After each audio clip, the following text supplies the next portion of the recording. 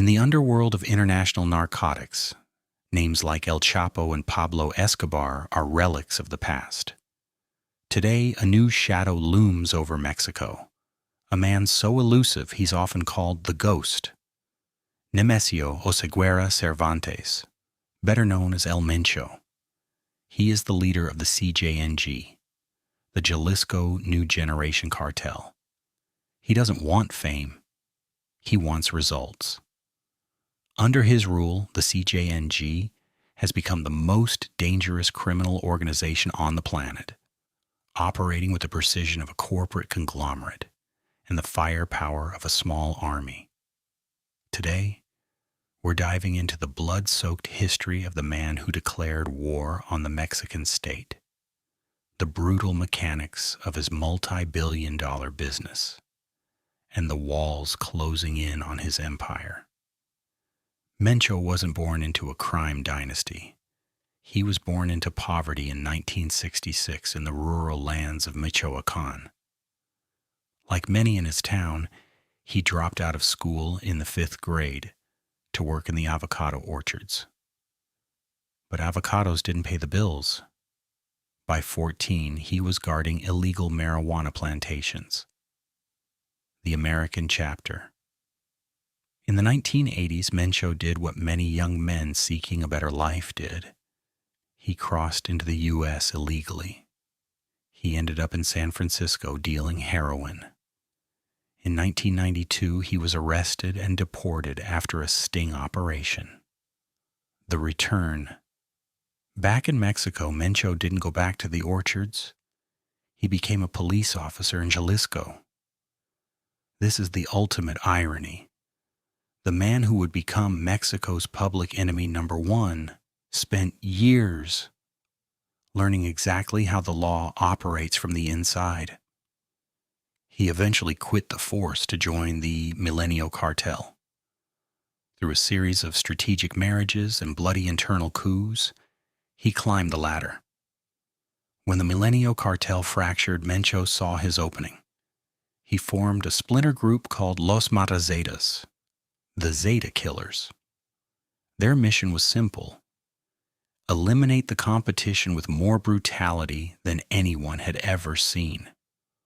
By 2011, the Jalisco New Generation Cartel was born. How does El Mencho run a business that nets an estimated $10 billion a year? It's not just about drugs. It's about logistics and diversification. 1. The synthetic pivot. Unlike the old guard who relied on seasonal crops like weed or poppy, Mencho leaned into synthetics, fentanyl and methamphetamine. These are made in labs 24/7 with no need for sunshine. They are cheap to make and incredibly addictive. 2. Port control. The CJNG controls the ports of Manzanillo and Lázaro Cárdenas. This gives them a toll booth for every chemical precursor coming in from China. If you want to move goods through these ports, you pay Mencho, or you don't move anything at all. 3. The Iron Fist. Mencho's business model is backed by the elite group. This isn't a street gang, it's a paramilitary wing. They use drone strikes, RPGs, and monstros, homemade tanks. He runs his cartel like a Fortune 500 company, but with the scorched earth policy of a warlord. 4. Global reach. The CJNG operates in 28 of Mexico's 32 states, but their reach is global. From the streets of Chicago to the ports of Australia and the markets of Southeast Asia, Mencho's brand is everywhere. For years, Mencho has been a phantom. He reportedly hides in the dense forests of the Sierra Madre, moving between a network of cabins, never staying in one place for more than a few nights. He doesn't use cell phones, he uses couriers. This dark communication style has made him nearly impossible for the DEA to track via SIGINT, signals intelligence. The strategy of attrition. Instead of catching the king, authorities began picking off the kingdom. El Menchito, his son and second-in-command, extradited to the U.S. La Negra, his daughter, Jessica Johanna Oseguera, arrested in D.C. Rosalinda Gonzalez Valencia, his wife, the alleged money manager, arrested in 2021. By stripping away his family and his financial conduits, the U.S. and Mexican governments have been trying to force Mencho into making a mistake. Rumors persist that he suffers from severe kidney disease, requiring mobile dialysis, a massive logistical weakness for a man on the run.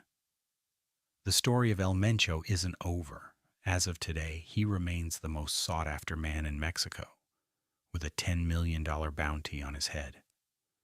But even if Mencho were to disappear tomorrow, his legacy is written in the blood of the thousands who fell during his rise.